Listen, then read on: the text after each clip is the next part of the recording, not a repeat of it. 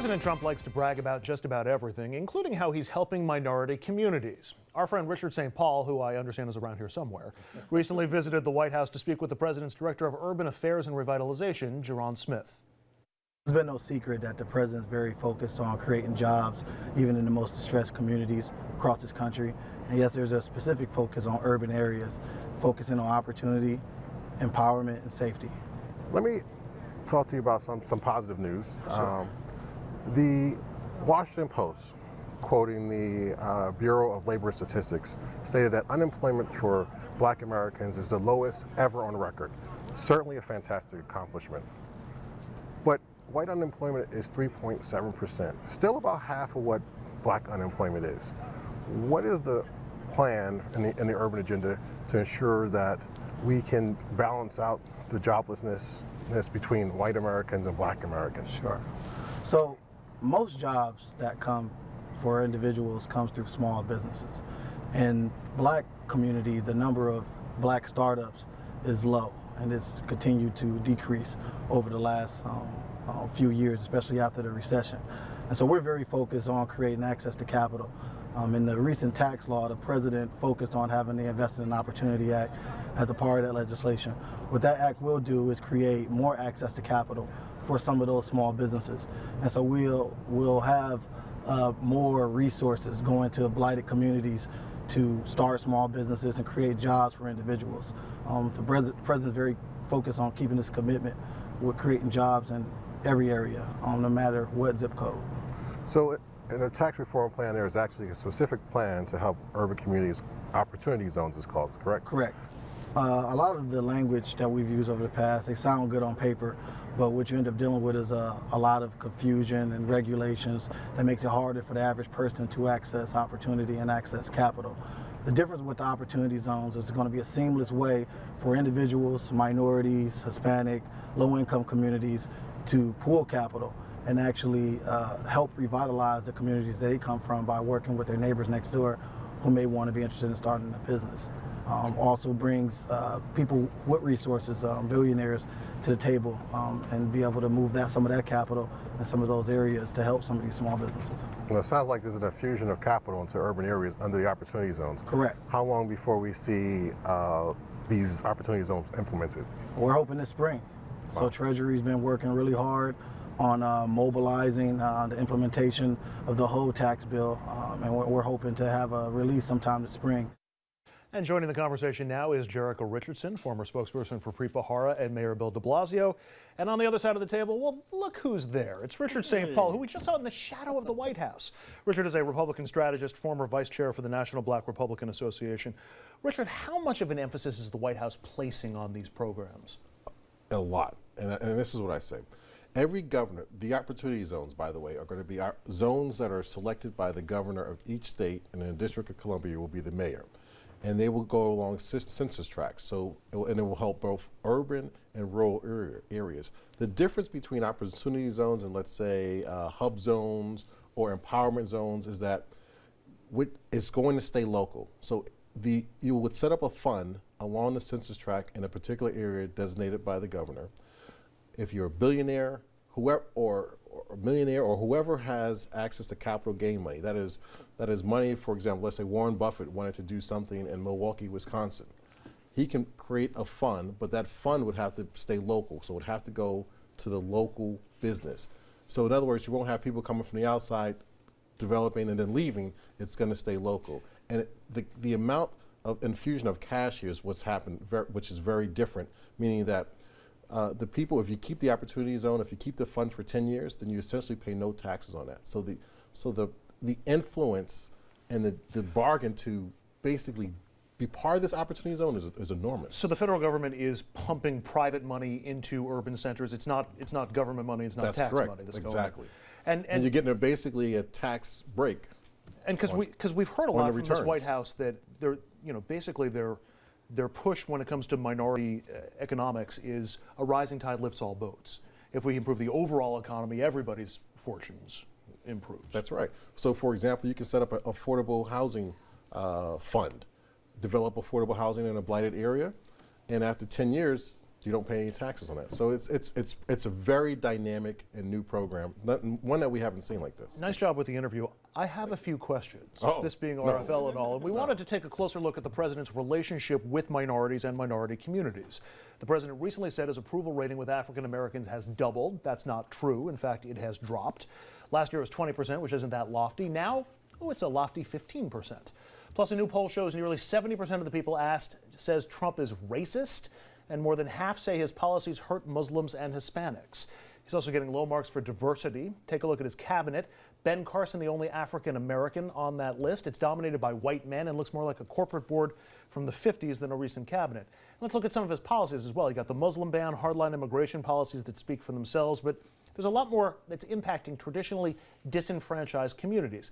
Health and Human Services is trying to dismantle health initiatives that help the LGBT community. The president wanted to ban transgender people from the military before the Pentagon said no. Justice Department tried to say the Civil Rights Act doesn't protect the LGBT community from discrimination in the workplace. The Supreme Court ruled against it. Attorney General Jeff Sessions is rolling back criminal justice reforms from the Obama era that were intended to end mass incarceration. That hits the black community particularly hard. Instead, Sessions is taking a law and order approach that's tougher, even on nonviolent offenders who often wind up in jail because they can't afford good lawyers or bail. Hang on one second, Richard. I'm going to go to the other side of the table. Jerica, give this president and this White House a grade when it comes to minority relations.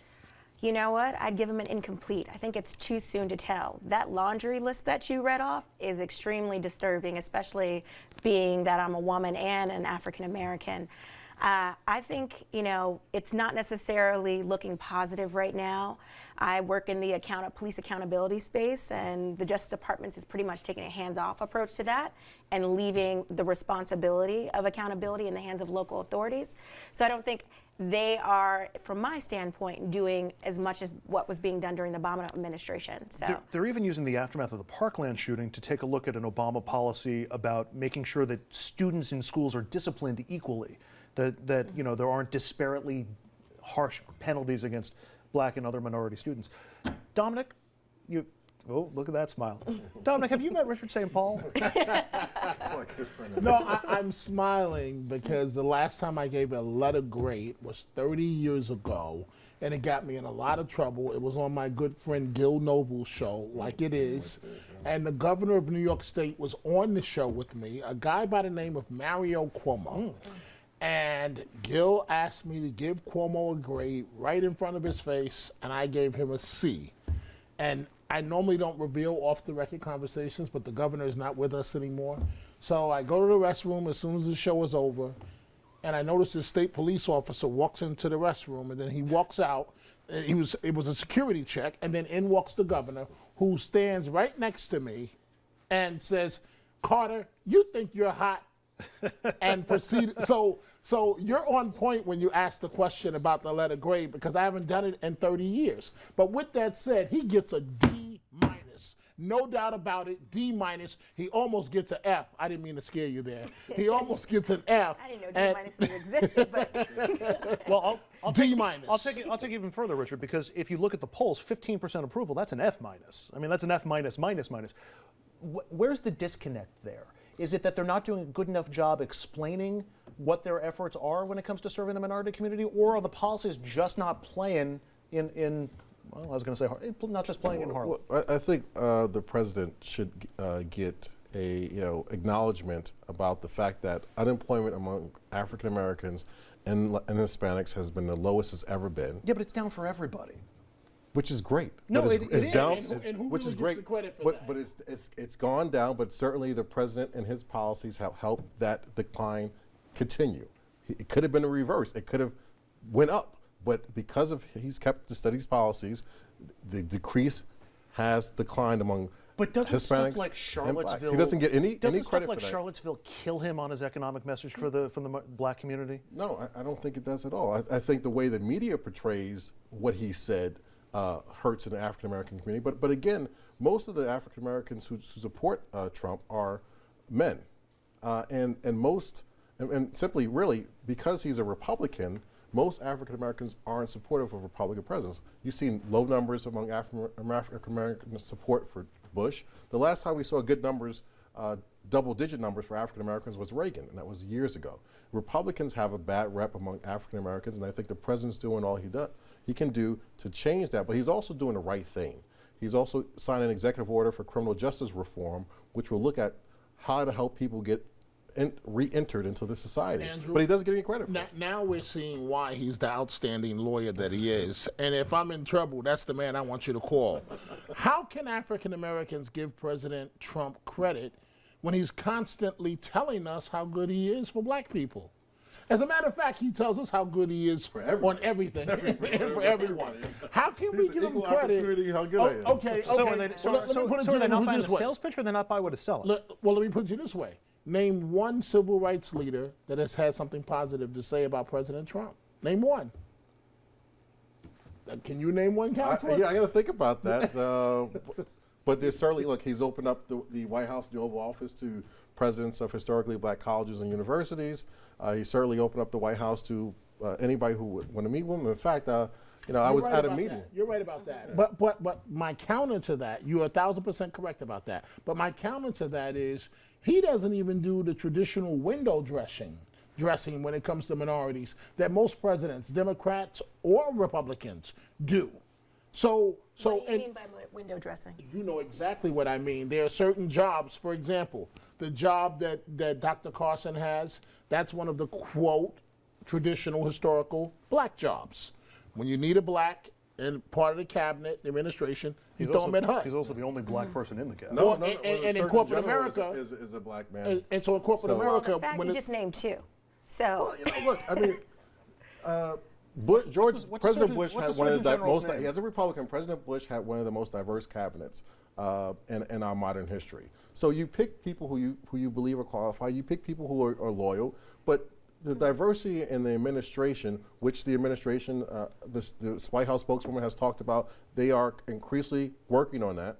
But at the end of the day, we want people who are going to be part of the administration, who are going to be qualified and who want to be part of the administration. What's the Surgeon General's name? I don't recall his name. Hard to resonate. I mean, that's not a pick that's gonna. You know what I'm saying? Like that doesn't play if even the four of us who are pretty wonky about these things don't know who it is. But the president shouldn't be on trial because he has picked people who have been involved in his campaign, who have been loyal to him, and who are qualified for these positions. The president has. I mean, if you look at President Obama's administration, it wasn't so much.